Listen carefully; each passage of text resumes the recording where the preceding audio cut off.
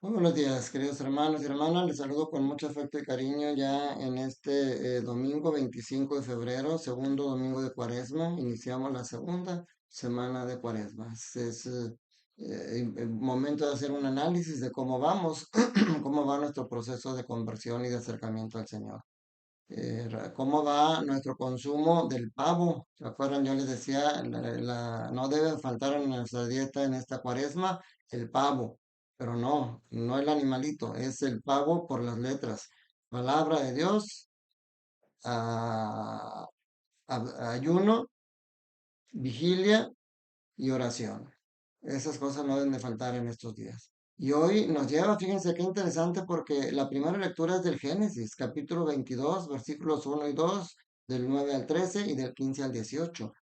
Y las tres lecturas, esta primera lectura del Génesis, la segunda es de la carta a los Romanos, capítulo 8, versículo 31 al 34, y el Evangelio de Marcos, capítulo 9, del 2 al 10, están muy conectadas. La primera lectura es el famoso pasaje del sacrificio de Abraham, el sacrificio de Isaac, la prueba que Dios le pone a Abraham. Es increíble. Yo cuando leí primera vez, las primeras veces antes de tener este acercamiento, esta comprensión que quiero seguir aumentando, pero que obviamente es mucho mayor que cuando empecé a acercarme a Dios, yo decía, ¿cómo es posible? Dios le hace una promesa a Abraham que le va a dar un hijo y que ese va a ser el padre de todas las generaciones, y cuando le cumple esa promesa, de repente ahora le pide que se lo sacrifique. Y es algo contradictorio porque en aquel entonces sí había sacrificios humanos, pero la iglesia, el pueblo de Dios no aceptaba eso. ¿Cómo es posible que ahora Dios le pida a Abraham que sacrifique a su hijo, que era el hijo de la promesa? Y sin embargo, Abraham, por eso se le conoce como el padre en la fe. Él acepta, él dice, Dios cumple su promesa y de alguna manera me la va a cumplir. Entonces él va con Abraham, con Isaac, para ofrecérselo en sacrificio. Esto, nuestra magisterio de la iglesia aquí ya ve este pasaje con un tinte cristológico, porque nos presenta también el sacrificio de Jesús en la cruz. Por eso San Pablo dice en la segunda lectura de hoy, por eso Dios no escatimó entregar a su hijo, porque aquí le pide a Abraham y de Abraham no escatima en entregar a su hijo. Abraham lo lleva. Ahora imagínense el hijo, imagínense Isaac, que le dice, ¿dónde está? Ya tenemos todo lo preparado para el sacrificio, pero ¿dónde está el animalito? Y Abraham le dice, Dios proveerá.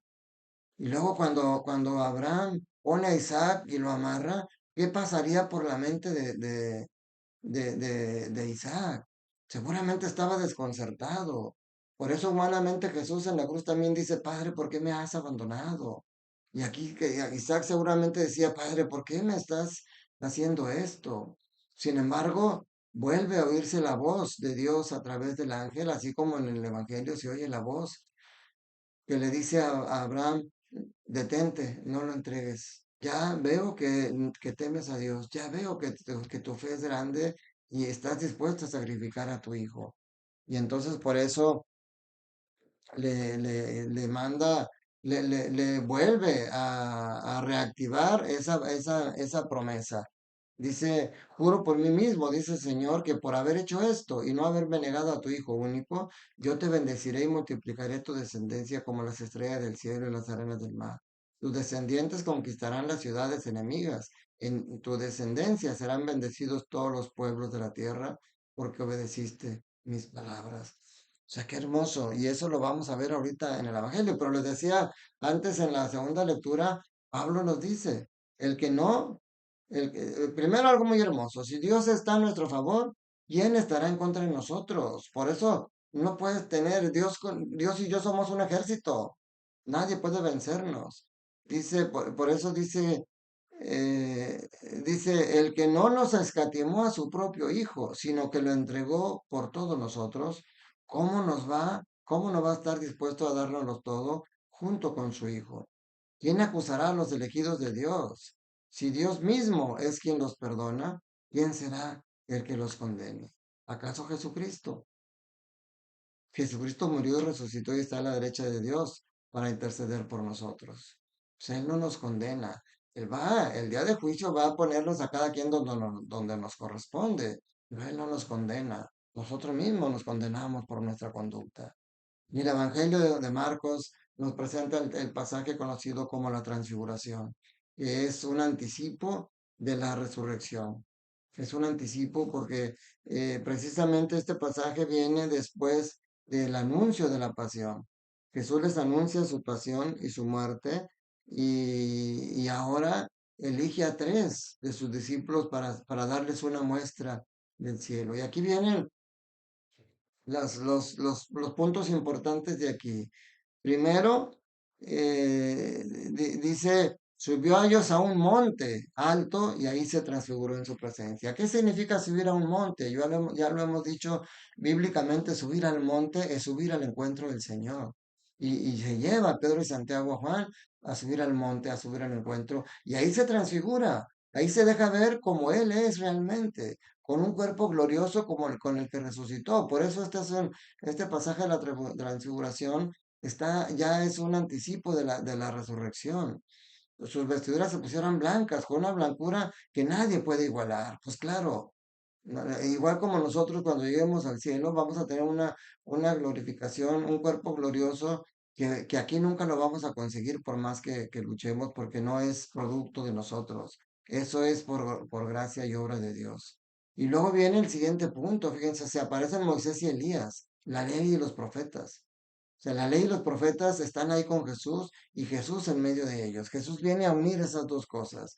Y Pedro, como siempre, que no sabe interpretar por su impulsividad a veces, así como un día dijo, tú eres el Mesías, el Hijo de Dios vivo, otro día dijo, no, Señor, que no se te va a pasar esto a ti. Hoy nuevamente, lo primero que dice es, qué a gusto estamos aquí. Vamos a hacer tres cosas para quedarnos aquí contigo. Por un lado, tenemos que pensar como Pedro, qué a gusto se está cuando estás con el Señor. Qué a gusto, qué paz, qué tranquilidad se siente cuando tienes al Señor en tu corazón. Por eso Él dice, la paz que yo les traigo no es como la paz del mundo, porque cuando tienes al Señor en tu corazón, cuando realmente te has impregnado de Él, cuando te has empapado, decíamos en días pasados, decía la palabra de Dios, así como la lluvia y la nieve cae y empapan la tierra y dan fruto, así es la palabra de Dios. Y decíamos, ¿y por qué no en todos da fruto? ¿Por qué todos no se convierten?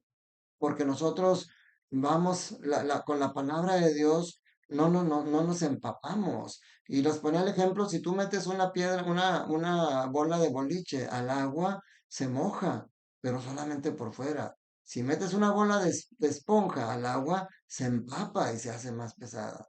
Y ese es el problema, que nosotros la palabra de Dios vamos a la misa y nada más la oímos, no la escuchamos. Nada más nos dejamos que nos moje, pero no penetra en nosotros. Tenemos que empaparnos, porque esa es la única manera de poder entender esto.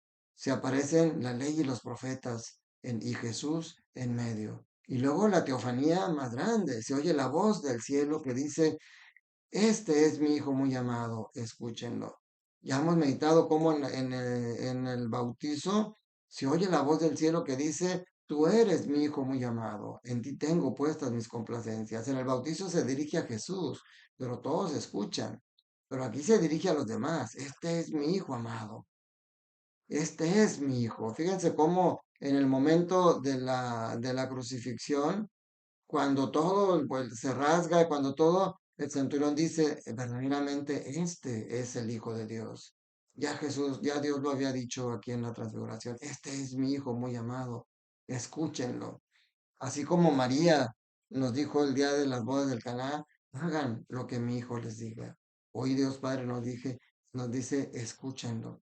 Dice, y en ese momento miraron y ya no había nadie. La ley y los profetas se fueron, lo dejaron solos. Se fijan cómo primero están la ley y los profetas acompañando a Jesús y Jesús en medio. Y ahora se va la ley y los profetas y se queda Jesús. Esto nos está dejando bien claro. Jesús está por encima de todo. Por eso él dice, yo no vine a abolirla, no vino a quitarla, ya desaparecieron la ley y los profetas. No, se quitaron de la presencia en este momento, porque ahora alcanzan plenitud en Jesús. Él le da plenitud a la ley y los profetas, así como Él le da plenitud a tu vida.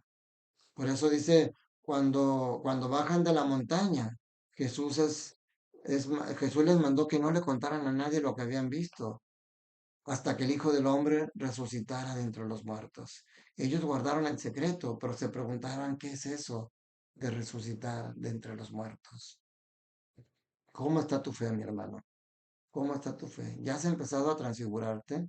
Nosotros no vamos a alcanzar ese cuerpo glorioso hasta que estemos en el cielo, pero tenemos que empezar a transfigurarnos en esta vida. Tenemos que empezar a hacer lo que hizo Jesús, subir al monte, alejarnos del mundo.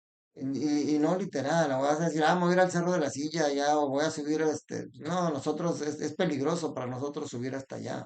Lo que se está diciendo es, no te centres en el mundo, deja atrás el mundo y busca las cosas de Dios. Acercarte al monte es acercarte a Dios. Pero cuando te acercas ya a la iglesia, cuando ya vas a misa constantemente, cuando ya estás dejando de empapar por la palabra de Dios, entonces ahora tienes que bajar de ese monte, tienes que ir, porque acuérdate de la cruz. La cruz nace de arriba hacia abajo porque el amor de Dios viene de arriba hacia abajo. Pero tú tienes que regresar ese amor hacia arriba. Amor con amor se paga. Tienes que, ya subiste a llenarte del amor de Dios, ahora bájate, porque en el momento que sube ese amor hacia Dios, se cruza con el palo horizontal, que es la relación con nuestros hermanos. Tú tienes que vivir como una persona transfigurada. Y qué hermoso que hoy en el segundo domingo nos está preparando. Por eso el tercer domingo y luego el cuarto domingo, que es el etare, que empezamos a que se visten de rosa el sacerdote y los ornamentos, porque es la alegría de que ya está cerca la Pascua, de que ya está cerca nuestra salvación. Y hoy nos da un anticipo de eso. Hoy nos da una motivación adicional para que continúes fortaleciendo tu fe, para que continúes empapándote de la palabra de Dios. No la leas superficialmente, no la escuches no la oigas nada más, escúchala, medítala en tu corazón y trata de llevar a la vida, llevar a la práctica lo que la palabra de Dios te está diciendo. Una palabra que no se pone, una fe que no se pone en obras, es una fe ciega, es una fe vana, dice, una fe muerta, dice Santiago. Por eso dice San Pablo, no es por obras, no es por obras, es por fe. Pero esa fe se tiene que ver traducido en obras, porque si no, ¿de qué sirve que le digas a tu esposa que la amas si le eres infiel? ¿De qué sirve que le digas a tus hijos si que los amas si no los cuidas, si los golpeas? La fe, el amor, se debe de ver manifestado en obras. Y tú puedes tener todas las cosas en este mundo. Si no tienes amor, no tienes nada. Y tú tienes amor, porque tienes el amor de Dios en tu corazón. Entonces todo está en que tú te decidas a empezar. Por eso en esta cuaresma tenemos que acercarnos a dejar la muerte del pecado y acercarnos a la gloria de la resurrección. Vamos caminando poco a poco, mis hermanos. Despacio que llevo prisa, decía Napoleón. Juntos, ustedes y yo, vamos a seguir aprendiendo cada vez más a amar al Señor. No somos maestros, somos discípulos. No vamos a dejar de ser discípulos y el discípulo nunca es más que el maestro. Pero tenemos que tratar de ser igual que Él. Por eso Pablo decía, sean imitadores míos, como yo soy imitador de Cristo. Yo no me atrevo a decirles que sean imitadores míos. Yo no soy nadie y ni me acerco ni así tantito a lo que es Jesús, pero estoy en eso, estoy en ese camino y con la oración de ustedes cada vez me voy a ir acercando más y juntos cada vez vamos a acercarnos más a ser alter Cristos, a ser otros Cristos en este mundo. Que la bendición de Dios Todopoderoso, Padre, Hijo y Espíritu Santo, descienda sobre ustedes, sus familias, trabajos, escuelas y permanezca para siempre. Dios te ama, Dios quiere que seas feliz. Te mando un fuerte abrazo, feliz domingo, disfrútalo con tu familia y no faltes a la misa.